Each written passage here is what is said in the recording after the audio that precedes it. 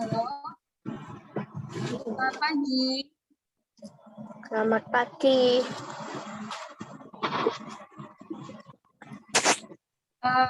Renungan kali ini kalian sama Mem Yos, sama Mem ya.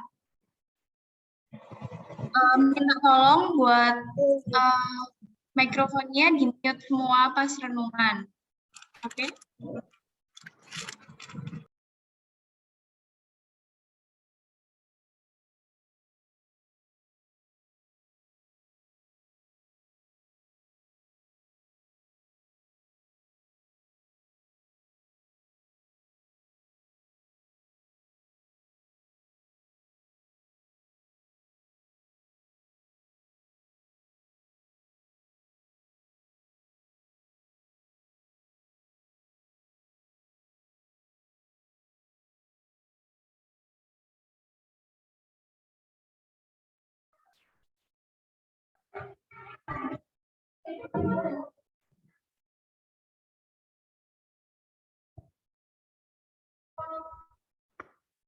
Shalom, selamat pagi semuanya, anak-anak, Pak Guru.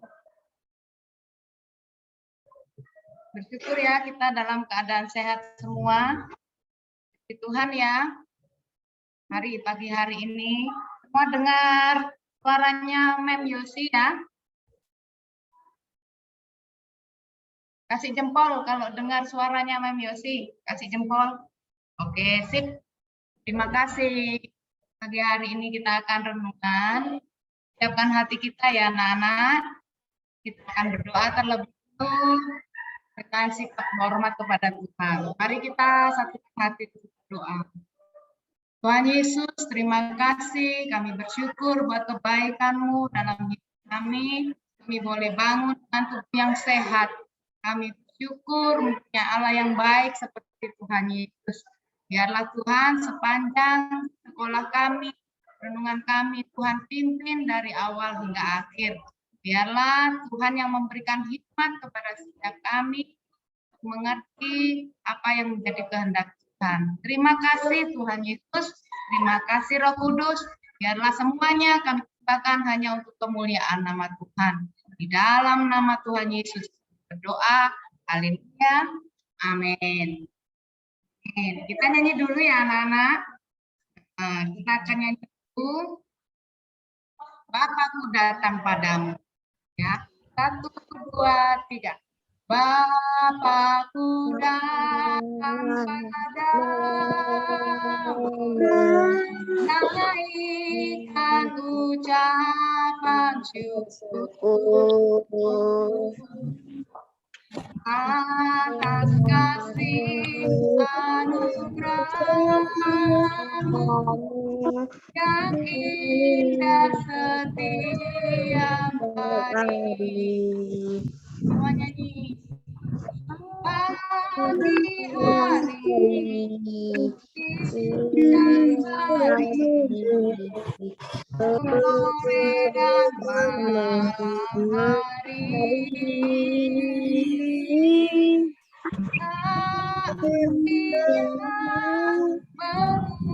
Mengucap syukur atas kebaikan-Mu.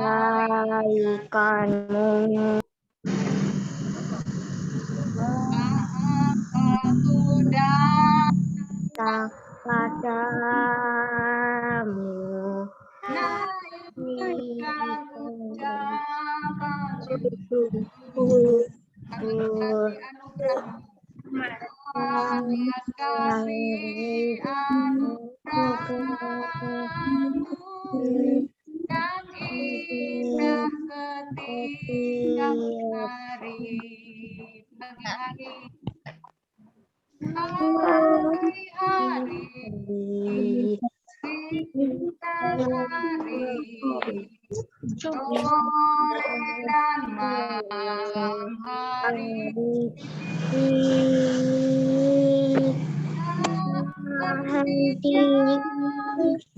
Mengucap syukur atas kebaikan-Mu. Sama-sama. Pagi hari, pagi hari, hari, siang hari, sore dan malam hari.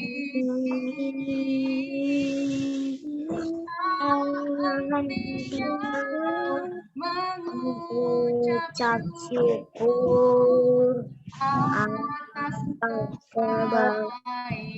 kamu. Artinya mengucap syukur. Artinya Mengucap syukur atas kebaikanmu.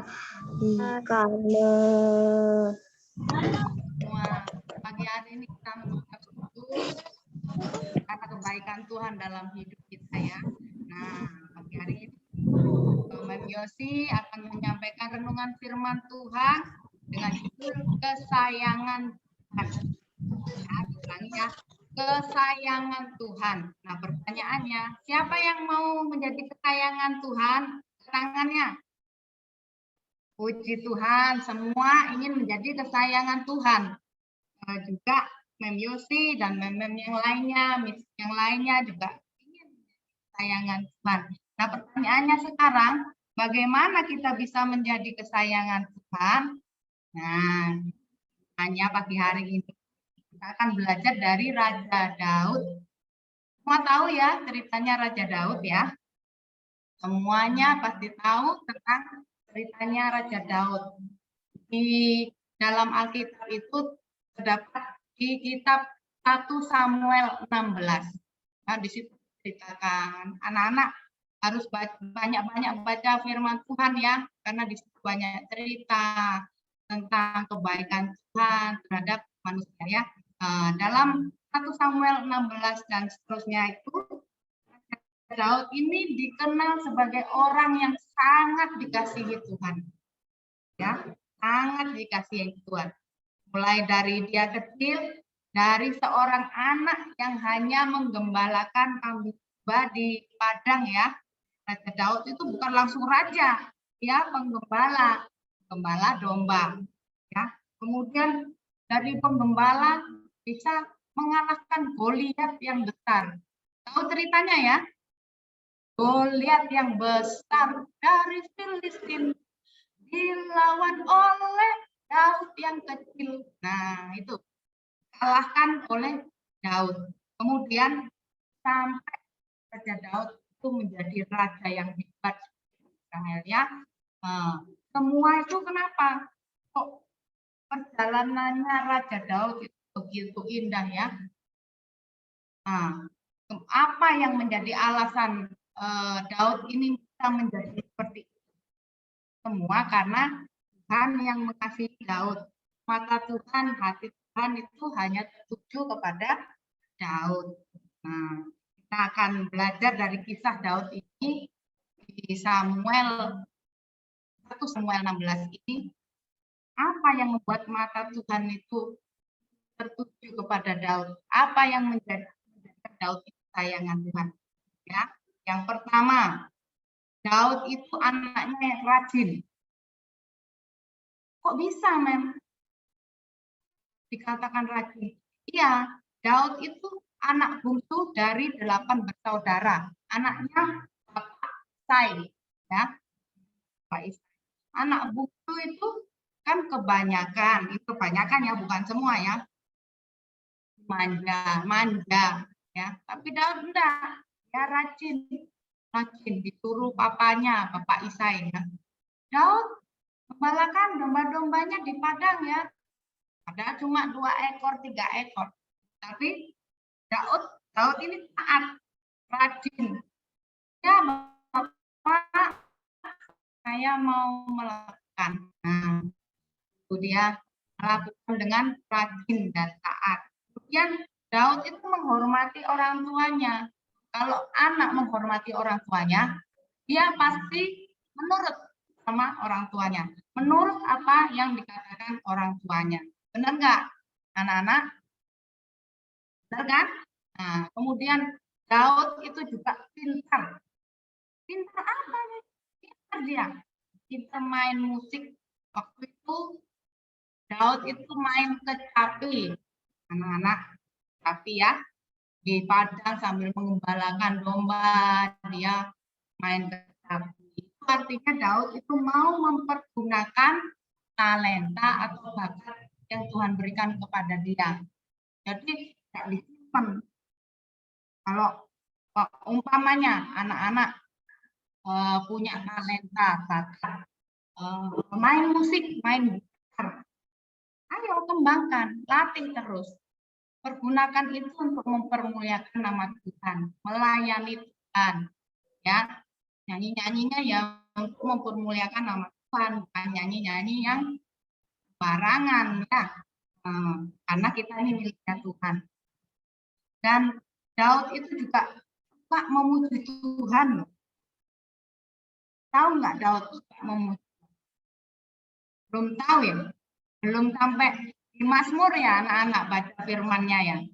Di Mazmur dikatakan 7 kali dalam sehari Daud memuji-muji Tuhan.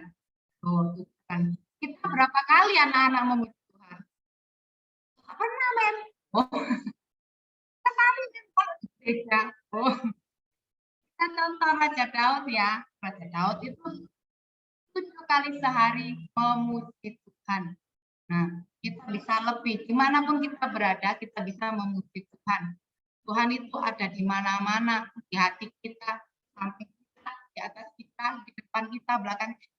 Tuhan ada di mana-mana ya. Makanya itu Tuhan itu suka dipuji, dimuliakan. Ya.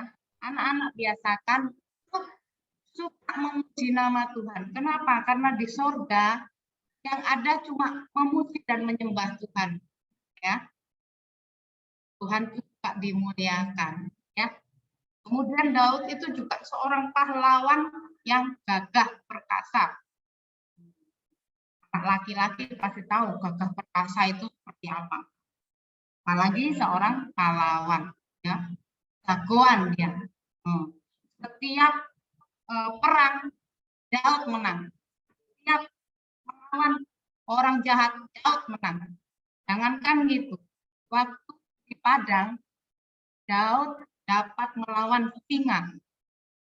Singa yang mau menerkam kambingnya dia, dirobek mulutnya. Ya, dia adalah pahlawan yang gagah perkasa, yang taat pada atasannya. Saat itu adalah Raja Saul ya. Daud itu setia dan hormat kepada orang yang lebih tua. Jadi anak-anak dapat mengambil kesimpulan bahwa untuk menjadi kesayangan Tuhan, kita harus taat pada firman Tuhan, melakukan hal-hal yang benar dan menyenangkan hati Tuhan. Hal-hal yang benar itu apa ya? Anak-anak pasti sudah tahu, pasti sudah dikasih tahu orang tuanya, orang tuanya. Jangan mencuri ya, jangan berbohong. Itu hal-hal yang baik karena mempermuliakan Tuhan. Kita tidak menjadi dosa, ya. Terus kemudian contohnya yang lain itu menghormati orang tua. Ya, jangan lupa menghormati mama papanya. Tak boleh berkata kasar kepada mama papanya. Kalau disuruh taat, ya, rajin belajar, rajin membantu orang tua, ya, baca firman dan melakukannya. Jangan hanya baca, ya, tapi melakukan firman, ya. Kalau Tuhan suruh jangan mencuri, ya jangan mencuri, ya. Kemudian mengembangkan talenta yang kita punya, kemuliaan nama Tuhan. Jangan disimpan bakatnya. Sudah pintar nyanyi, umpamanya Valen nyanyi Valen, nggak mau. Nah, harus mau mengembangkan talenta biar kemuliaan Tuhan dinyatakan. Pokoknya melakukan yang baik, benar. Nah, kiranya kita dapat belajar seperti Raja Daud menjadi orang yang taat, rajin, menghormati orang tua, melakukan hal-hal yang benar, kembangkan bakat kita, dan kiranya Tuhan menyertai kita sehingga kita boleh menjadi kesayangan Tuhan. Terima kasih anak-anak. Renungannya Mem Yosi sampai di sini. Kiranya menjadi berkat buat kita semua. Amin. Haleluya. Ya, yuk kita berdoa yuk. Nah, kita berdoa ucap syukur ya. Bersyukur buat firman yang sudah ditaburkan. Sebelum berdoa, Mem Yosi mau bacakan firman dulu satu ya, biar anak-anak ada pegangan firman Tuhan dalam hidupnya.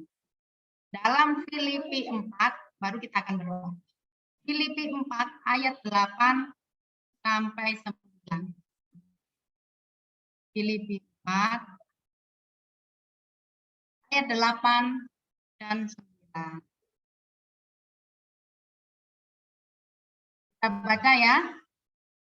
Jadi akhirnya saudara-saudara, kalau Mem Yosi bilang di sini, jadi akhirnya anak-anak, semua yang benar, semua yang mulia, semua yang adil, semua yang suci, semua yang manis, semua yang sedap didengar, semua yang disebut kebajikan dan patut dipuji, pikirkanlah semuanya itu. Apa yang telah kamu pelajari, dan apa yang telah kamu terima, dan apa yang telah kamu dengar, dan apa yang telah kamu lihat padaku, lakukanlah itu. Maka Allah sumber damai sejahtera akan menyertai kamu. Amin. Mari kita berdoa, Bapa kami yang di surga ya, bersama-sama ya. Yuk, dalam hitungan ketiga. 1, 2, 3. Bapa kami yang di surga, dikuduskanlah namamu, datanglah kerajaanmu, jadilah kehendakmu di bumi seperti di surga. Berilah pada hari ini makanan kami yang secukupnya, dan ampunilah kami akan segala kesalahan kami, seperti kami juga mengampuni orang yang bersalah pada kami. Jangan kami ke dalam pencobaan, tetapi bebaskanlah bebaskan kami daripada yang jahat, karena Engkaulah yang punya kerajaan dan kuasa dan kemuliaan sampai selama-lamanya. Amin. Ini kita akan lanjutkan belajarnya ya bersama. Terima kasih, Mem. Ya, Tuhan memberkati ya. Tuhan memberkati. Terima kasih, Mem. Terima kasih, Miss Ai dan Ai. Ya, Mem Yosi. Selamat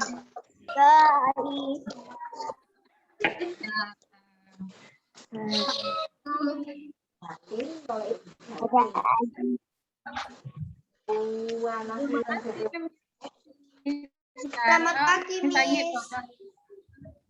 Selamat pagi, Miss. Sekarang Miss Ayi bakalan breakout room-nya ya. Kalian join masing-masing breakout room-nya. Sudah dijadikan co-host Miss Ayi. Terima kasih, Miss. Terima kasih, Miss Ayi.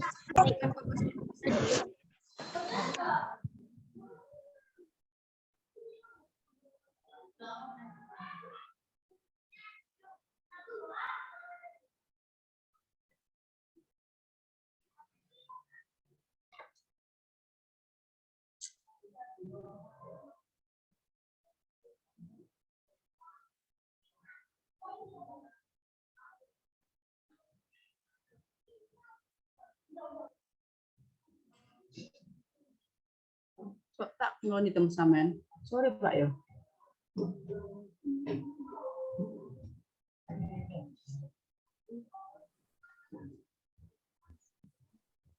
Apa sih? Sampai di 20 tahun. Tak pikir sampah. Oh, kok tisu-tisu maksudku. Itu sampai Anda?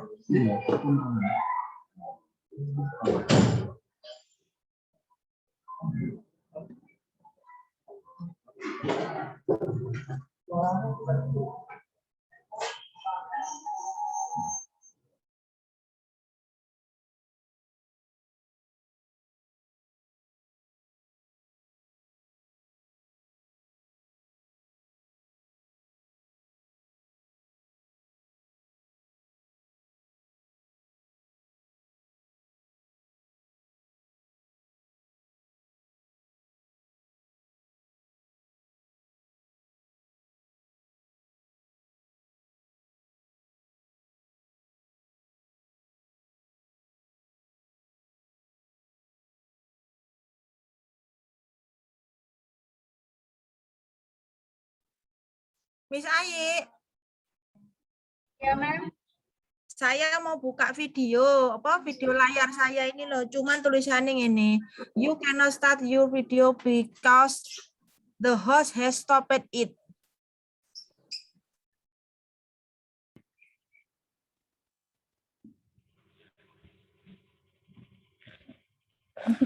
Selamat pagi, Pak. Pagi, Pak.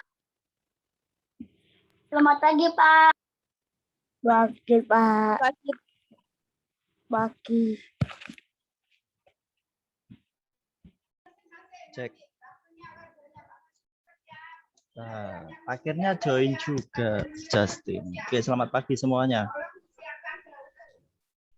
Bisa dengar suara saya? Oke. Ini masih ada beberapa yang belum join kayak Ardi. Bentar, saya masukkan dulu di kelas bentar. Terus ada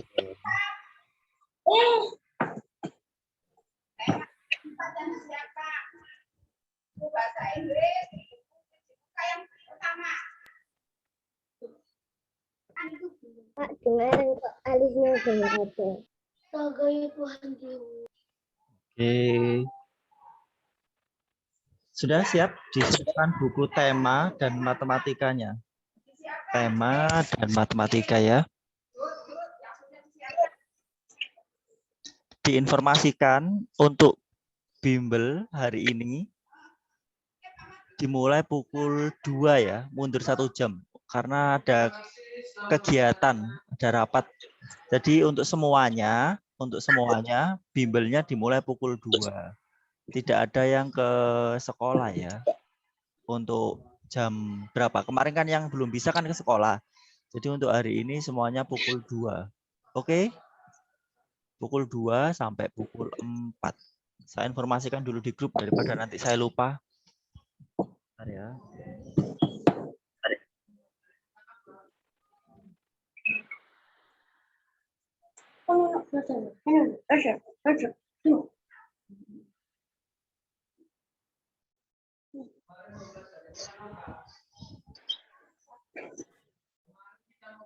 Sudah saya share di grup ya. Bimbelnya pukul 2 sampai pukul 4. Mundur ya, karena saya ada beberapa halangan kegiatan. Jadi mundur. Gitu ya. Oke. Terus sudah siap buku tema sama MTK-nya? Sudah siap belum buku tema sama MTK? Tema 3 ya sama MTK.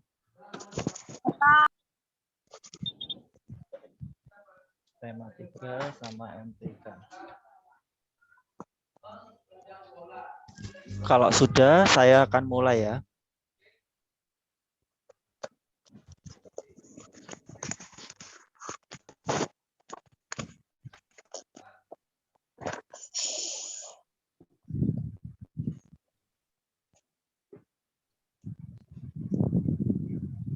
Temanya kita sampai di halaman. Pak, bimbelnya jam berapa?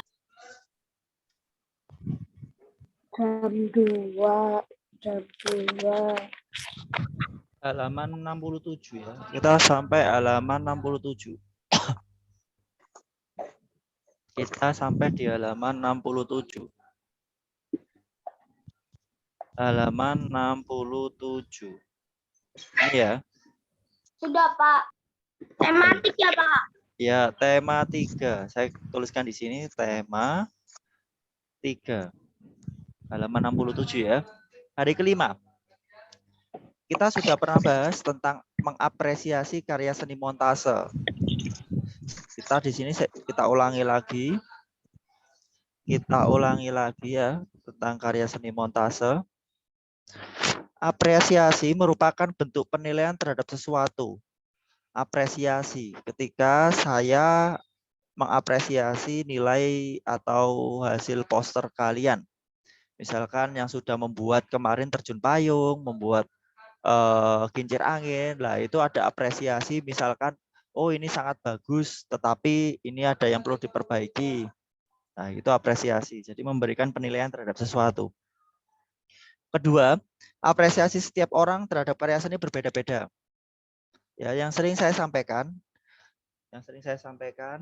ini sebaik-baiknya suatu karya pasti ada yang tidak suka. Sejelek-jeleknya hasil karya pasti masih ada yang suka.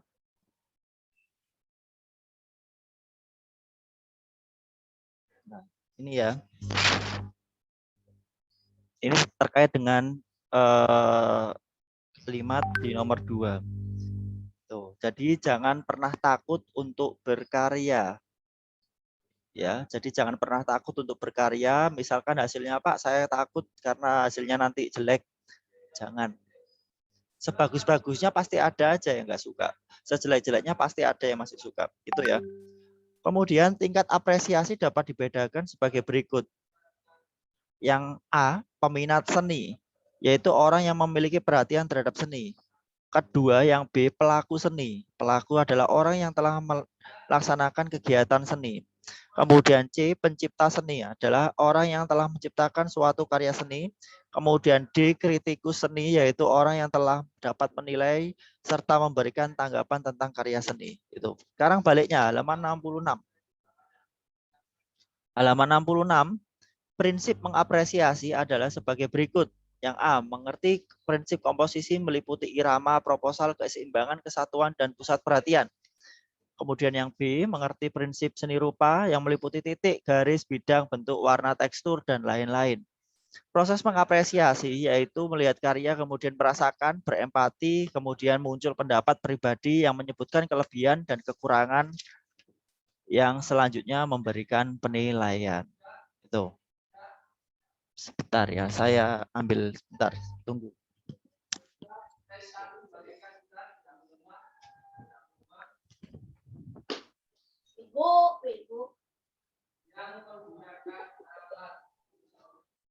Tapi saya digunakan nggak apa-apa dafa ya.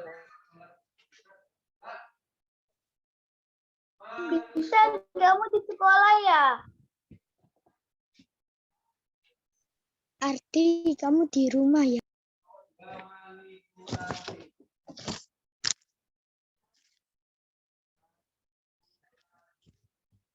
Marina, kamu di rumah ya? Iya. Aku punya indra ke-10. Ini terlihat gambar apa ini yang saya bawa? Yang saya bawa apa ini? Poster. Menurut pendapat kalian bagaimana? Bagus, Pak. Bagus. Ada enggak kekurangannya? Lumayan, Pak. Lumayan. Ada enggak kekurangannya dari melihat gambar ini? Ada, Pak. Kayaknya sih ada, tapi nggak tahu yang mana. Nggak tahu ya, berarti nggak tahu berarti. Kalau bisa menyebutkan kekurangan berarti hebat.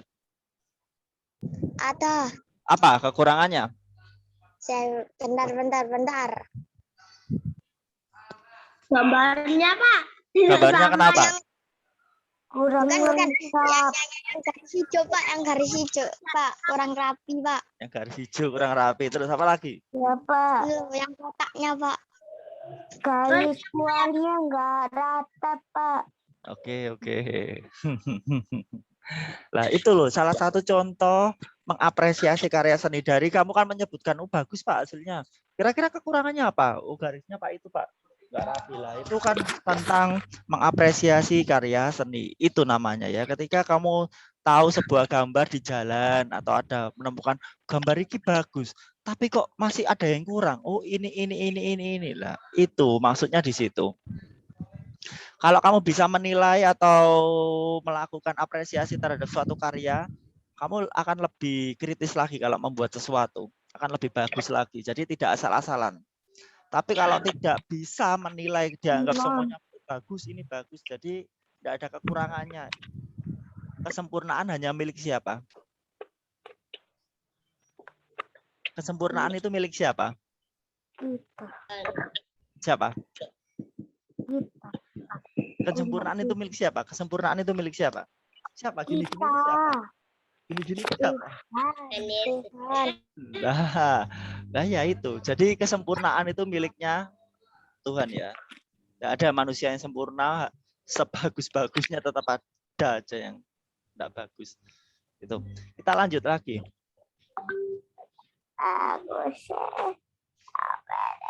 Yang B, sekarang yang B saya minta tolong dibacakan sama Justin. Saya pengen dengar suaranya saat Zoom. Yang mana? Yang nomor 1 ini? Ya, 68 yang B nomor 1. Seiring berjalannya waktu, jumlah penduduk semakin bertambah. Jumlah penduduk yang semakin banyak itu mengakibatkan kebutuhan hidup manusia bertambah besar, misalnya kebutuhan makan, pakaian, perumahan, dan kendaraan. Lanjut.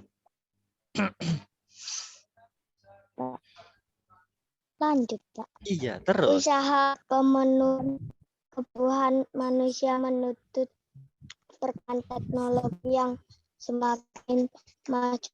Teknologi pun menjadi maju karena manusia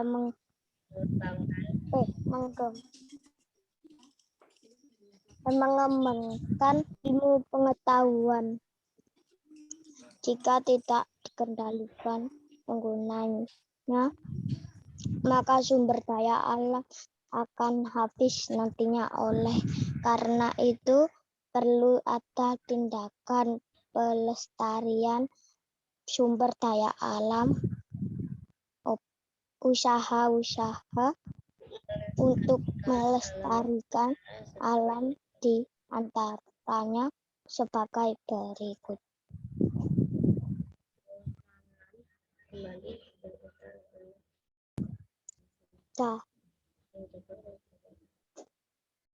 Lanjut, Jas. Lanjut, masih lanjut. Lanjut, Mbak. Yang A ini, ABC ini. Iya, lanjut. Menanam kembali hutan-hutan yang gundul, menjaga kebersihan lingkungan, membuat terasering pada pertanian di pegunungan, membatasi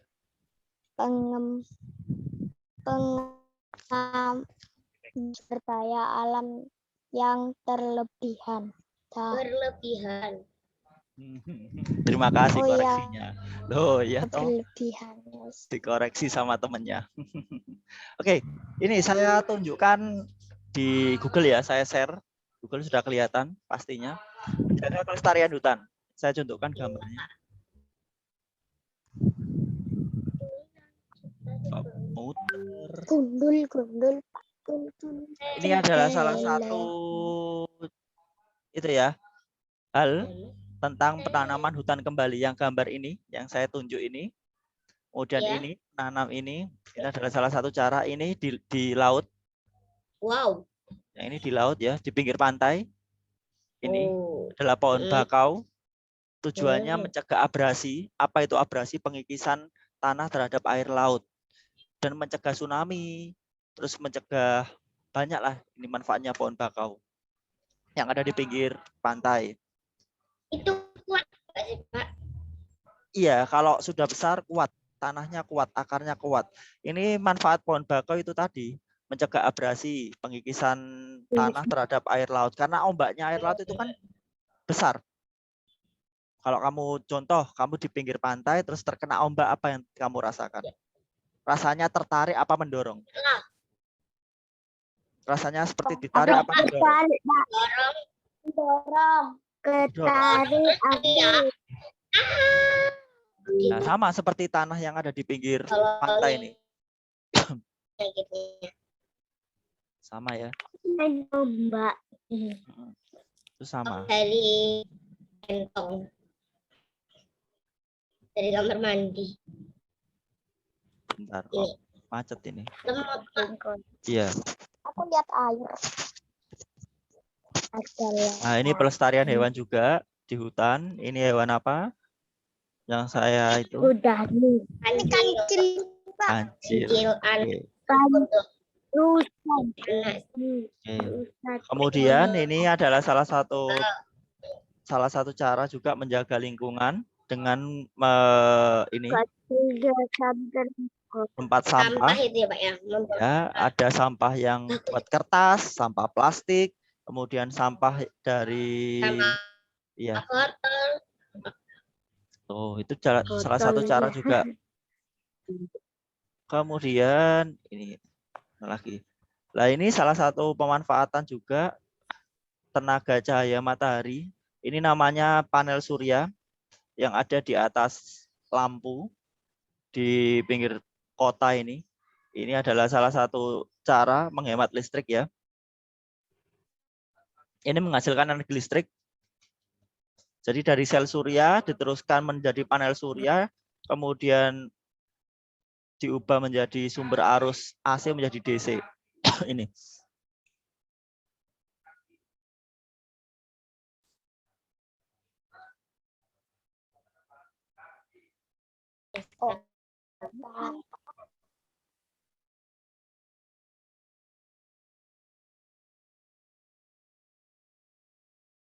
Bisa dengar suara saya? Bisa dengar suara Bisa, saya? Pak. Oke, sinyalnya Bisa. turun lagi ya, down. Sinyalnya down lagi. Saya putarkan lagi tadi. Sudah terlihat kah belum? Sudah terlihat apa belum? Di layar HP-nya?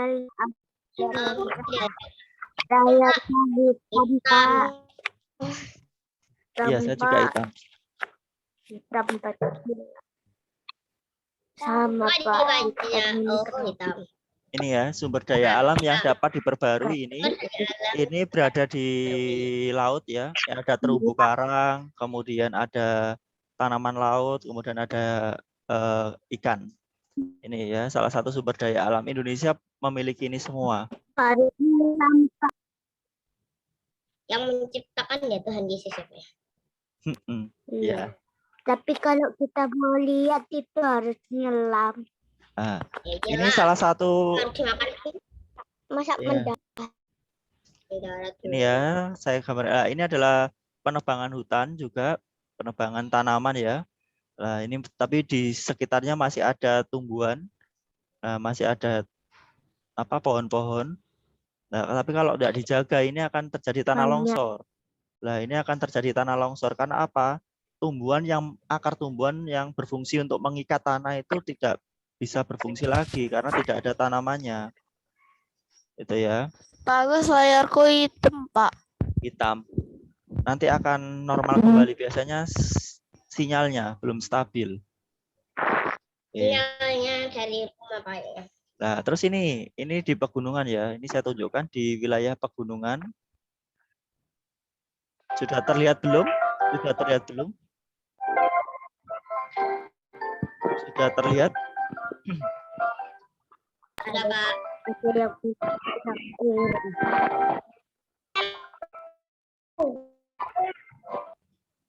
Oke, ini adalah daerah pegunungan ya di model seperti ini. Di terasiring, tapi bukan seperti ini ya. Ini seperti dibentuk ini. Bentar. Nah, ini juga pemanfaatan energi air dibuat bendungan. Nah, ini menghasilkan sumber energi listrik. Ketika air ini dibendung, ya, ketika air ini dibendung, dia akan memutar generator yang ada di dalamnya ini. Nah, dia akan menghasilkan energi listrik yang cukup besar.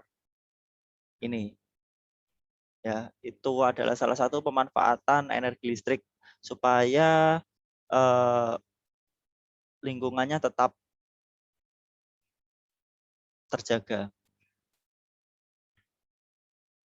Nah, ini adalah salah satu itu tumbuhan yang besar-besar ya. Ini seringkali dikirim di pabrik-pabrik kayu. Ya, ini seringkali dikirim di pabrik kayu, tumbuhan batang-batang yang besar seperti ini usianya ribuan tahun. Usia tumbuhan bisa berukuran seperti ini usianya ribuan tahun. Ini. Nanti itu bisa dibuat meja.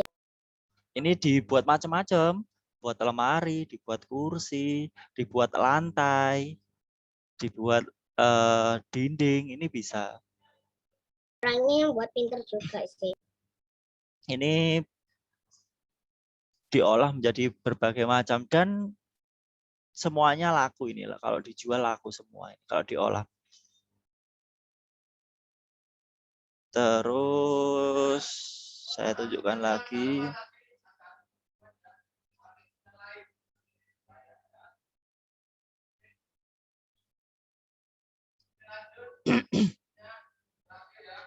Nah, ini juga pemanfaatan danau ya, dengan membuat kolam ikan di daerah danau ya, dekat danau ini. Ini enak, lebih menghemat sumber biaya. Tuh, itu juga pemanfaatan ya. Pemanfaatan dan pelestarian sumber daya alam.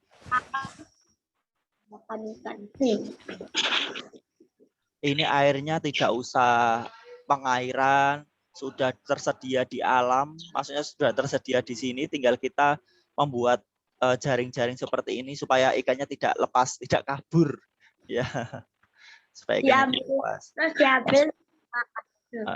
Nah, ini biasanya untuk pembibitan, ada ikan macam-macam, ikan nila, kemudian ikan gurame, macam-macam.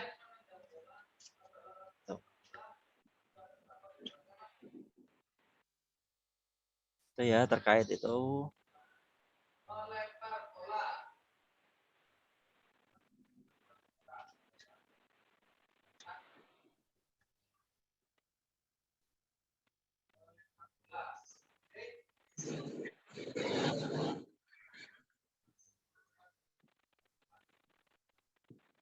Kita lanjutkan lagi kalau sudah. Hari ke-6. Presentasikan hasil wawancara. Saya carikan di sini ya.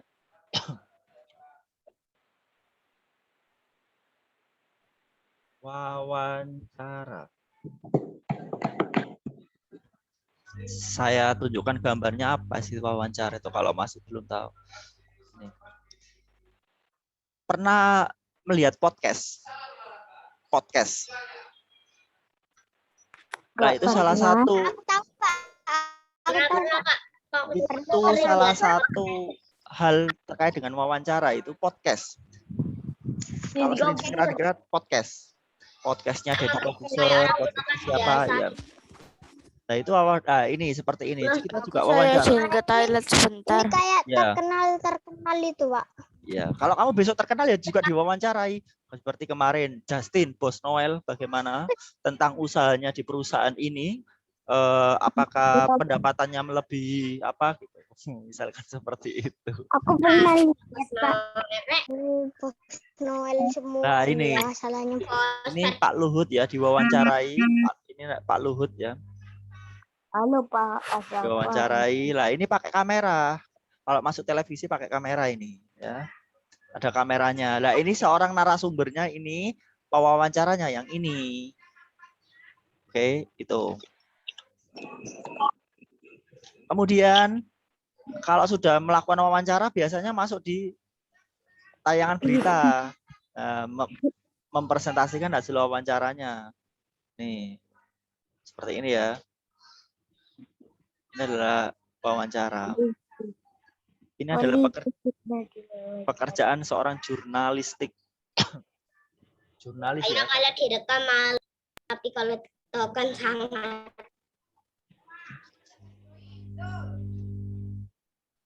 Nah, ini adalah wawancara besok kalau sudah lihai itu sebagai jurnalis. Jurnalis lah ini. Contohnya ini. Contohnya ini. Lah ini adalah persen tercilik. Ya. Seusia kalian juga ini masih anak-anak ini. Nah, dia sudah bisa melakukan wawancara terhadap seorang narasumber. Intinya kalau melakukan wawancara gak boleh izin, gak boleh malu. Kalau malu-malu ya malu-maluin jadinya. Bukan malu lagi tapi malu-maluin. Ya. Apa, Pak? Apa? Bagaimana pendapat Anda? Pak, Iya, gimana? misalnya bilang ke orangnya, kita yang wawancarai, bilang kayak mana? Ya, penyusun pertanyaan dulu. Misalkan temanya kayak kemarin apa ya? Misalkan temanya mau diambil di ini kan di wilayah apa ini? Ada kandang di daerah kebun binatang kayaknya ini. Mungkin ada pelestarian hewan. Ya ditanyakan. Biasanya salam pertama ucapannya bagaimana biasanya? Sebelum mewawancarai ucapan pertama bagaimana? Kata sapaannya bagaimana? Selamat datang, kita akan mewawancarai orang lain. Gitu. Gimana? Ada yang bisa? Selamat datang kami. Selamat pagi. Kami Oke. akan mewawancarai Anda itu. Di belakang ini ada ini ya. Ya ini di belakang saya. Itu ya. Jadi misalkan melakukan wawancara ya bilang kondisinya pagi, siang, sore atau malam. Kalau pagi, selamat pagi dengan Bapak siapa, dengan Ibu siapa, boleh memperkenalkan diri. Cerita ya Pak ya. Iya, gitu. Misalkan misalkan gini, saya mau mewawancarai salah satu dari kalian. Misalkan, selamat pagi dengan Ibu siapa? Jawab, saya dengan Ibu Mariana dan Marina. Apa pekerjaan beliau? Misalkan jawab, saya pekerjaannya berbisnis, Pak. Bisnis apa? Saya tanya gitu. Marina menjawab, saya bisnis jual beli ikan. Misalkan gitu. Terus saya menjawab, bagaimana omsetnya? Bagaimana prosesnya jual beli ikan? Bagaimana penjualannya, laris atau tidak? Nah, terus dijawab Mariana, saya penjualannya lancar. Saya gunakan fasilitas internet karena sekarang zamannya internet, Pak. Kalau saya keliling capek nanti, Pak. Nah, misalkan gitu. Jadi saya gunakan ini. Nah, HP untuk posting. Posting di mana? Di WhatsApp, di Facebook, Instagram. Ikan apa, Pak? Ikan Tuh, bisa gitu. Kemudian saya tanya lagi, apakah ada kendala selama penjualan? Dijawab sama Mariana, ada Pak. Gimana kendalanya? Saat tadi ikannya tidak laku, kita harus menyimpannya di freezer supaya tidak apa? Supaya tidak basi, supaya tidak baunya busuk. Tuh, seperti itu ya. Pak, ikan hidup. Ikan hidup. Ikan hidup. Masalah lagi kalau Marina taruh ke jadi dimakan soalnya kebekuan. Misalnya ikannya paus, Pak. Ikannya paus ya harus dibelah-belah dulu. Kalau dimasukkan kulkas nggak cukup kulkasnya. Iya, yang ada yang ada bagaimana caranya kalau ngangkat ikan paus ke kulkas? Kan ya berat. Berat juga. Kan nggak boleh bunuh ikan paus. Iya, itu dilindungi ya, dilindungi. Tapi kok paus kok bunuh kita? Sekarang saya mau wawancarai Justin. Misalkan Justin pengusaha pentol. Misalkan gitu, jualan pentol.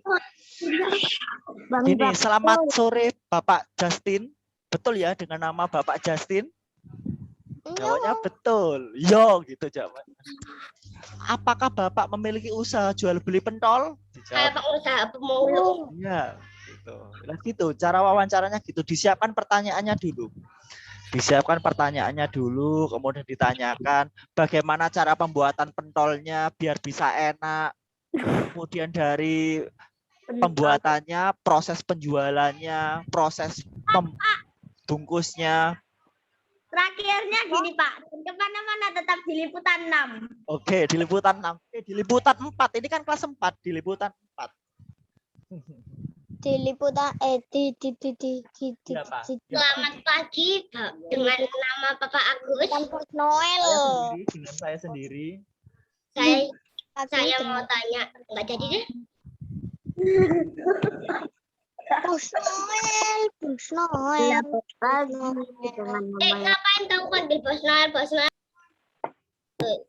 Aku yang ngajari kamu loh, Ferdinand semuanya. Dari Bapak dimanapun ada Bos Noel, tenang. Ya, ini ya. Jadi tujuannya gitu. Terus ini saya putarkan terkait dengan ini ya. Tahu enggak kalian makanan rumput laut yang ada? Tahu. Saya pernah makan enak, Pak. Itu enak. Tahu enggak asal mulanya itu dari mana? Hari Aku suka tapi nggak tahu. rumput lah, Pak. Jika kita menyerah, selesailah semuanya. Halo semuanya, nama saya Michael. Selamat datang di channel saya, Sikutu Buku. Kali ini saya akan bahas kisah inspiratif dari Itipat Pirade Capan atau dikenal dengan nama Top. Dia adalah pemilik dari bisnis snack rumput laut dengan merek Tauke Noi. Sebagai informasi, cemilan Tauke Noi merupakan cemilan yang sangat sukses karena menguasai 2/3 pasar cemilan di Thailand dan telah diekspor ke lebih dari 37 negara, termasuk Amerika Serikat, Inggris, dan China. Sebelum kita mulai, buat kalian yang mau support channel ini agar terus berkarya, caranya gampang banget, posting dan bersama-sama belajar di channel. Saat itu, dia bahkan bisa menjadi salah satu pemain terbaik di game online bernama EverQuest. Saking jagonya, Top mampu mendapatkan penghasilan $10.000 setiap bulannya dari hasil berjualan item game. Walaupun begitu, Top sering diremehkan oleh gurunya di sekolah karena dia hanya main game saja. Nilainya di sekolah juga tidak bagus karena dia sibuk berlatih untuk turnamen game daripada sekolah. Kemudian ketika dia berumur 17 tahun, Top melanjutkan kuliah di University Chamber of Commerce di Thailand. Namun sayangnya, di waktu yang sama, bisnis konstruksi keluarganya terkena dampak krisis pada tahun 1997 hingga bangkrut, dan bahkan berhutang lebih dari $10 juta. Kejadian ini merupakan titik balik bagi hidup Top. Saat itu, dia memutuskan untuk berhenti kuliah dan membantu ekonomi keluarga. Top juga menjual karakter game online-nya sehingga dia punya uang yang cukup untuk mulai berbisnis. Dari situ, Top mulai berjualan apa saja. Mulai dari coba menjual makanan dan kopi di depan kampus, hingga menjual CD game bajakan. Namun semua usahanya tidak ada yang berhasil. Kegagalan ini membuat dia kehilangan banyak uang dari hasil jual karakter gamenya. Suatu hari, Top berkeliling Chinatown di Bangkok. Dia melihat banyak orang ternyata suka dengan kastanya goreng gula. Pada saat itu, cemilan tersebut hanya tersedia di Chinatown saja. Top pun kemudian punya ide. Bagaimana kalau menjual cemilan ini di mall?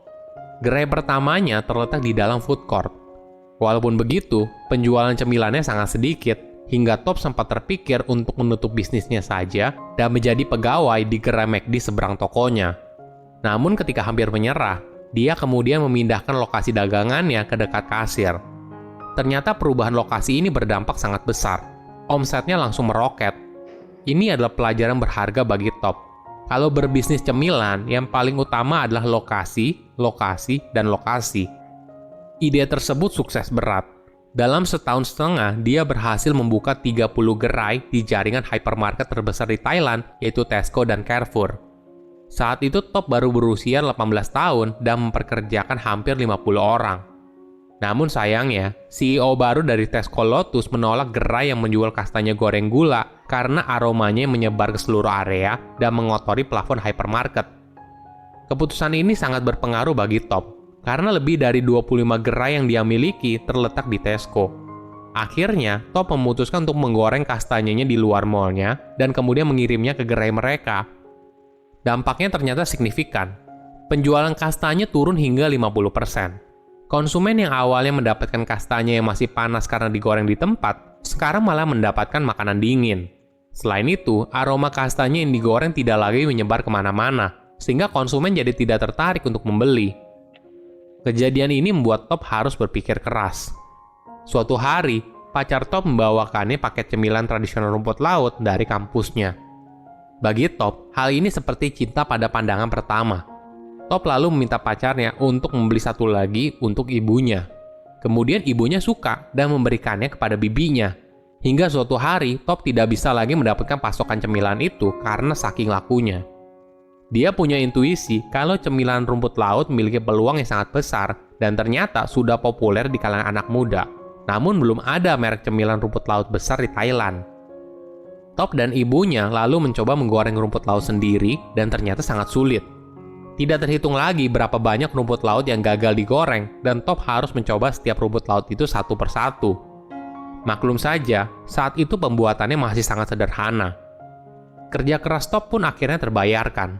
Dia berhasil menciptakan cemilan rumput goreng laut yang enak. Top pun lalu memberi nama bisnisnya, yaitu Tau Kenoi, karena dulu ayahnya sering meledek dia sebagai bos kecil akibat sikapnya yang bosi. Setelah beberapa bulan, Top menyadari kalau penjualan rumput laut goreng melampaui penjualan kastanyenya dan menjadi produk paling laris. Ini merupakan awal dari terobosan besar bagi bisnis Top. Sebagai informasi, saat itu usianya baru 19 tahun. Tidak berhenti sampai di sana, Top mulai berpikir lebih besar. Dia sadar, kalau ingin jadi pemain besar, Top tidak bisa sendiri. Dia harus punya jaringan distribusi yang kuat. Top lalu memutuskan untuk mendekati 7-Eleven. Awalnya, manajemen 7-Eleven menolak Top karena kemasan dari cemilan rumput lautnya sangat jelek, hanya menggunakan kemasan plastik dan stiker. Penolakan ini tidak membuat Top menyerah. Dia lalu menghabiskan berbulan-bulan untuk memperbaiki desain kemasannya. Hingga akhirnya, manajemen 7-Eleven puas dan berniat untuk mengunjungi pabriknya untuk memastikan kualitas dari produk tersebut. Apabila Top lulus inspeksi, maka produknya bisa didistribusikan ke 3.000 jaringan gerai 7-Eleven yang tersebar di Thailand pada masa itu. Ini berita baik sekaligus tantangan yang cukup sulit. Maklum saja, waktu itu Top hanya punya 6 karyawan yang bekerja di bagian dapur dan tidak mungkin bisa memenuhi kuota produksinya. Dia lalu menjual bisnis kastanyenya agar bisa mendanai pabrik cemilan rumput laut dan merekrut karyawan baru.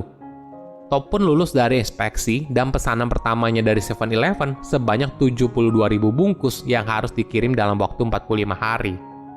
Tantangan berikutnya yang muncul adalah aturan dari 7-Eleven kalau barang Top harus terjual minimal 30 bungkus per cabang setiap bulan. Kalau tidak berhasil mencapainya, maka produk tersebut terancam akan dikeluarkan dari 7-Eleven. Saat awal produknya masuk di rak 7-Eleven, mereka menaruh Tau Kenoi di rak bawah sehingga sulit dilihat. Hal inilah kemudian yang membuat penjualannya sangat lambat. Shopee 11.11 Big Sale Midnight Sale dari tengah malam hingga jam 2 pagi. Nikmati gratis ongkir 0. Belajar dari pengalaman sebelumnya, Top lalu membujuk manajer tokonya untuk memindahkan sebagian produknya ke dekat kasir. Ini merupakan strategi yang efektif dan penjualannya langsung meroket. Hingga akhirnya Tau Kenoi berhasil mendominasi 2/3 pasar cemilan rumput laut di Thailand. Namun hal ini tidak membuat Top puas. Dia masih punya mimpi yang lebih besar lagi. Top ingin Tau Kenoi menjadi merek cemilan global. Pada usianya 26 tahun, Tau Kenoi telah tersedia di 19 negara, termasuk Amerika Serikat, Inggris, Kanada, dan Australia.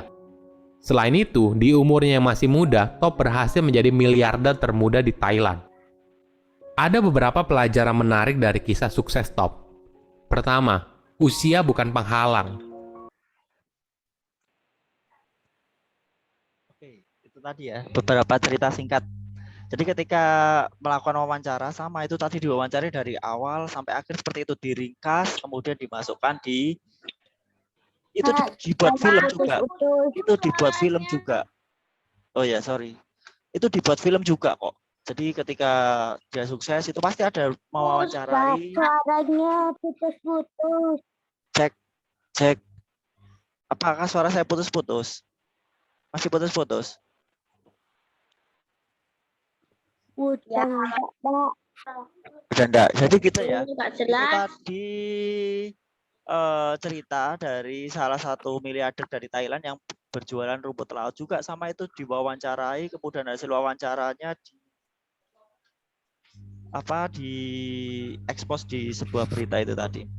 Oke, kita lanjut ya di MTK, nanti kita sambung lagi. Mama aku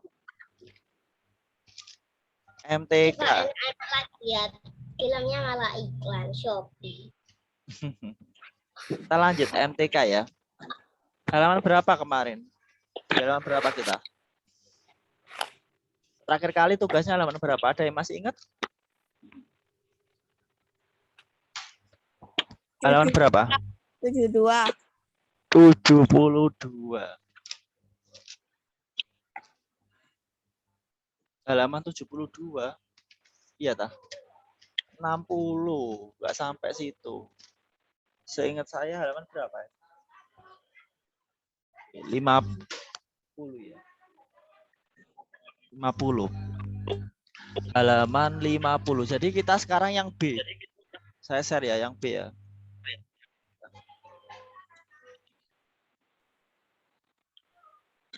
Share yang B.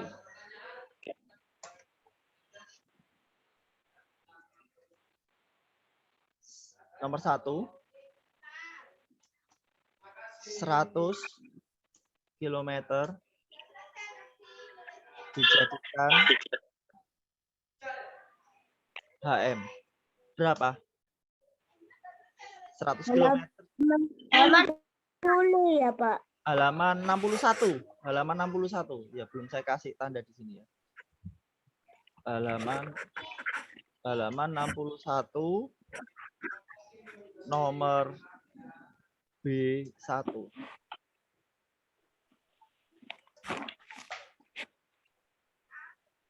100 km ke hektometer berapa nilainya? Kilometer ke hekto.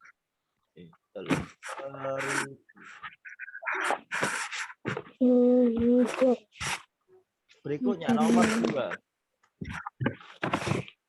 241 jam ke DM. Nomor 1 yang jawabannya berapa, Pak? 1000 jam ke DM. Turun berapa jam ke DM?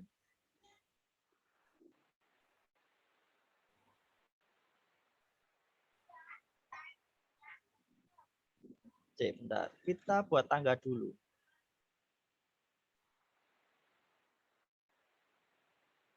Dua. Oke, turun 2 ya. Bentar, saya buat tangga dulu. Oke, hektometer ke DM turun 2. Jadi tinggal jam ke DM. Tinggal nambahi 20 ya. 241 ditambahi 02. Jadi nilainya 24.100. Lanjut nomor 3.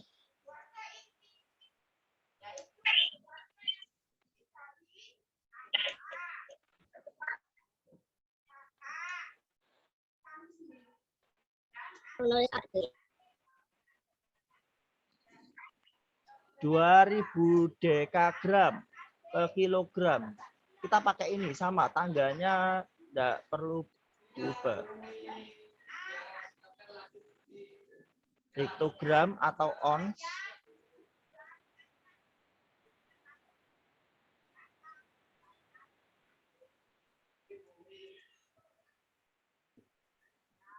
Jadi dak, ini kan dak ya. Dak itu ini ke gram. Naik berapa?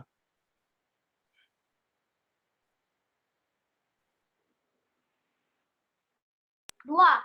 Naik 2. Oke, tinggal coret aja nolnya 2. Seret, tinggal nilainya 20. Wah.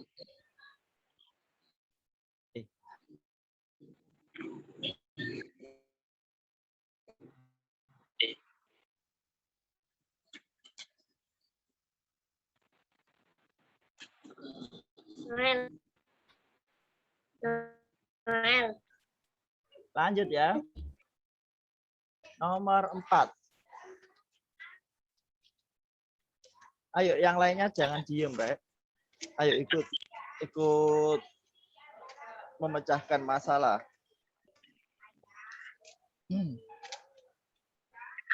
Nomor 4. 2 km. 2 km ditambah hektometer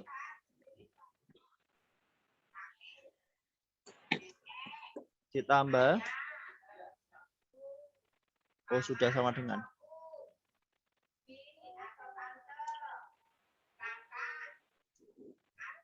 Berapa nilainya?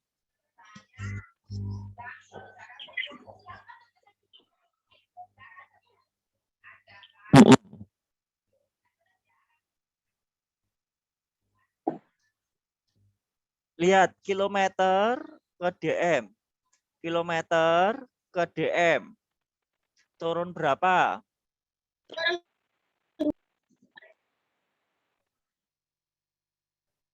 Turun 2, Pak. Turun 2 kilometer ke desimeter. Turun 2. 4. Turun 4. 1, 2, 3, 4. Kalau turun diapakan? Dikali berarti nolnya ditambahi ya. Tinggal 2, nolnya ditambah 4. 2, 4. Berarti nilainya ini berapa? 20.000. Ditambah 30 HM. HM ke DM turun berapa? Turun 3. 1, 2, 3. Jadi tinggal nambahin 03. 30.000. 30 tambah 3. 1, 2, 3. Jadi nilainya berapa total keseluruhannya? 50.000. Oke, 50.000. Nilai keseluruhannya 50.000 desimeter. Kita lanjut lagi. Nomor 5. 20.000 cm dikurangi 3.000 miligram ditambah 200 desimeter sama dengan meter.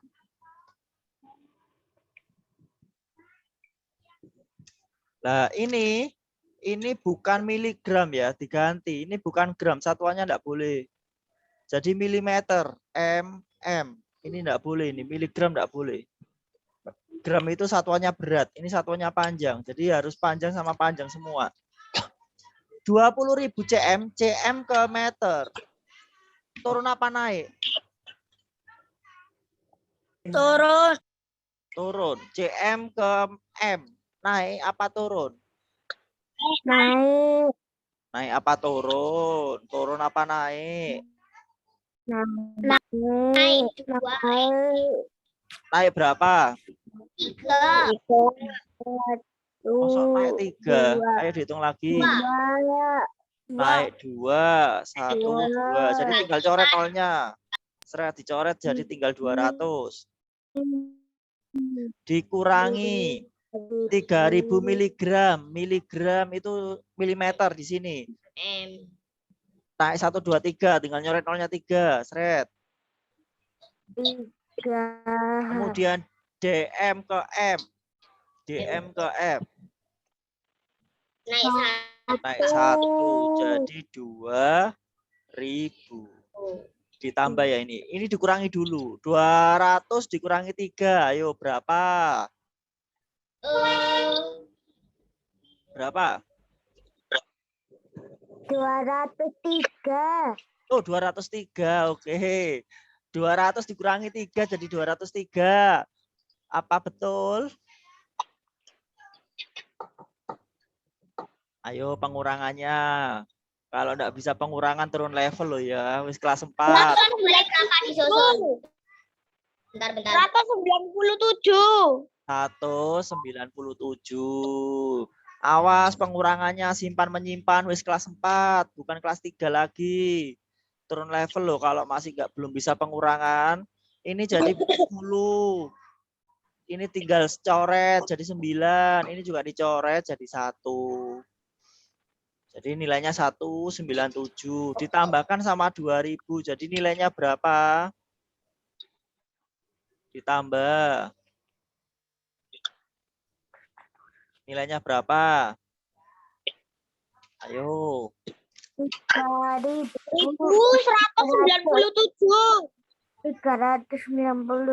Oke. Kalau nambah dari belakang.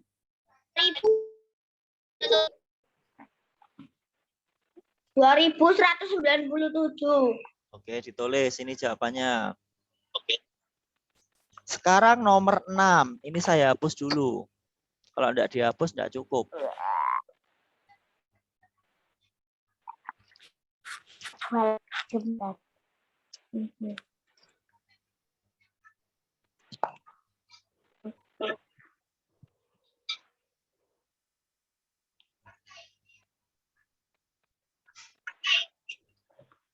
Nomor 6.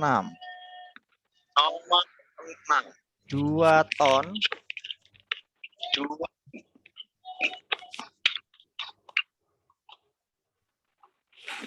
Ditambah Tambah 6 kuintal. 6 kuintal saya singkat KW ya. 6 kuintalnya saya singkat KW. 25 kilogram. 25 kilogram. Pak Jadi Agus, kilogram. Pak Agus ada 2.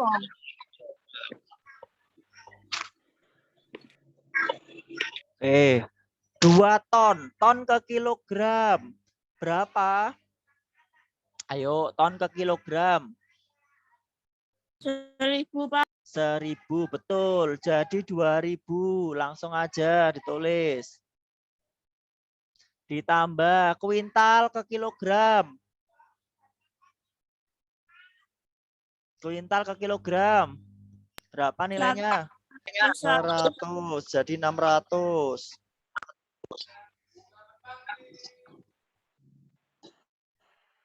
Tetap ya, kilogramnya tetap. Jadi nilainya 2.625.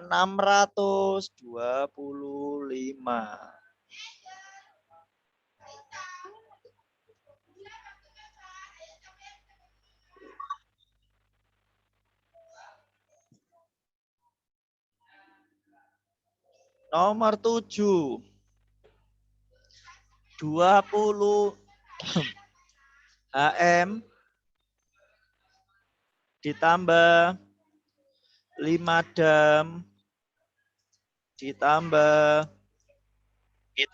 M sama dengan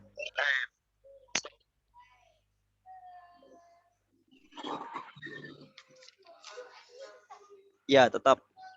Sekarang HM ke M. Naik apa turun? HM ke M. HM ini ke M. Turun.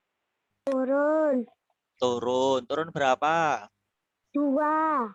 2. Jadi nilainya berapa? 20.000. 2.000 ditambah dam ke M. Naik apa turun? Turun Berapa? Turun 1. Jadi berapa nilainya? 50. Oke, 50. Ditambah 20. Jadi total keseluruhannya berapa? Kalau menyusun gini. Satuannya luruskan satuan, puluhan luruskan puluhan. Ini kalau nyusun seperti ini, jangan sampai keliru. Kalau nyusunnya keliru, jawabannya pasti keliru. Ini bagaimana? Diisi berapa ini? 0, Pak. 27 toh, terus 7 terus 0, 2. 20, 70. Kok 20, 70? 20, 70 itu gini dan gini. Bacanya berapa? Jangan-jangan nggak bisa baca nilai ini nanti. 2070. Oke, benar. Jangan sampai dibaca 20, 70. 20, 70 kan 20 sama 70 nanti ketemunya. Lanjut nomor 8. Itu betul.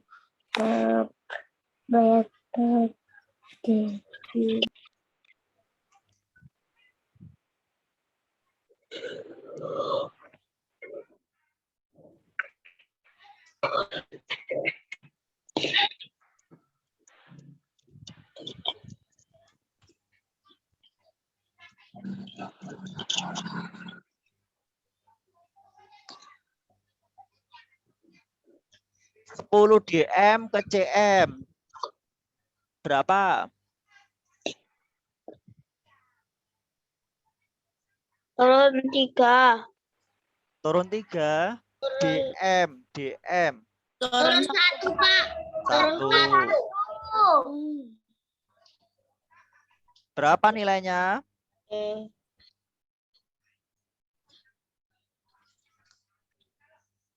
Kayak ini ya, Kak.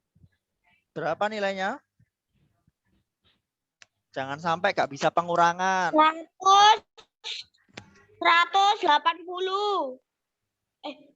Ayo, jangan sampai nggak bisa pengurangan. 80.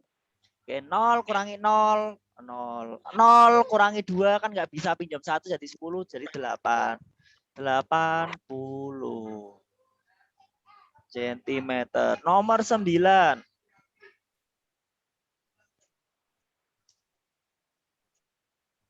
Berat badan Andi 59 kilogram. Berat buah balok kayu 120 ons. Ditanyakan selisih berat Andi dijadikan kilogram. Nah, kilogramnya tetap jadi 59 ons ke kilogram, naik atau turun?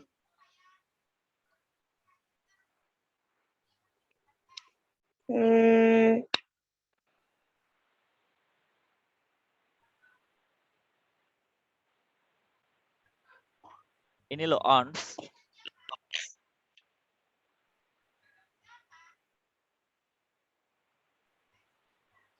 Ayo. Iki nanti bimbel loh Ki, saya tunggu loh Ki, 2 kali absen.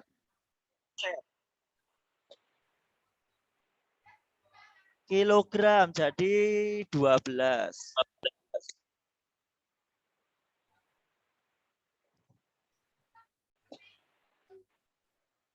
Terakhir nomor 10.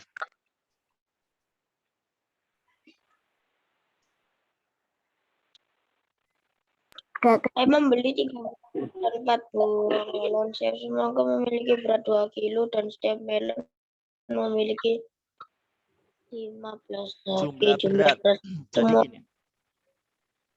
3 dikali 2. Oke. Kemudian ditambah 4 dikali 4.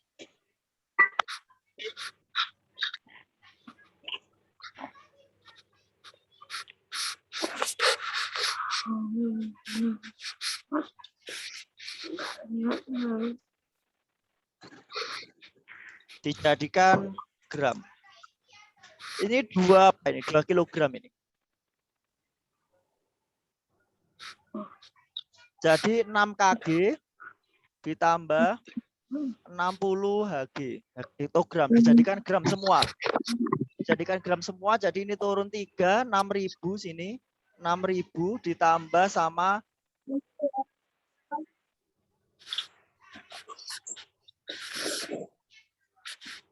jadi jawabannya 12.000 gram. 12.000 gram.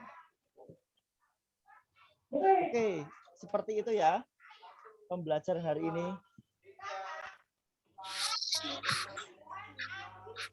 Oke, Bateraiku habis.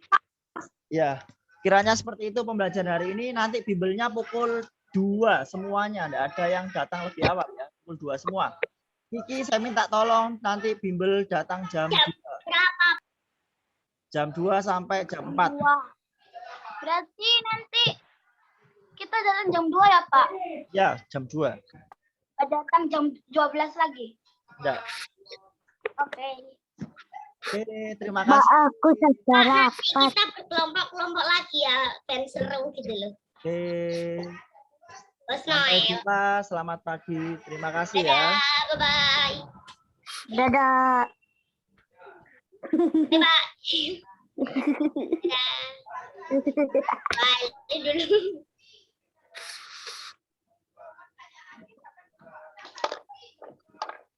Dadah bagus. Ya. Dadah bagus. Sampai ketemu lagi. Ya, sampai ketemu lagi.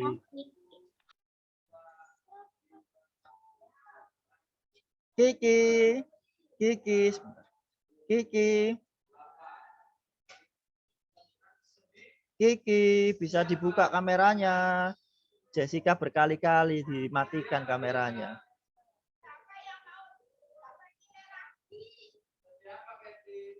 Kiki, dinyalakan kameranya.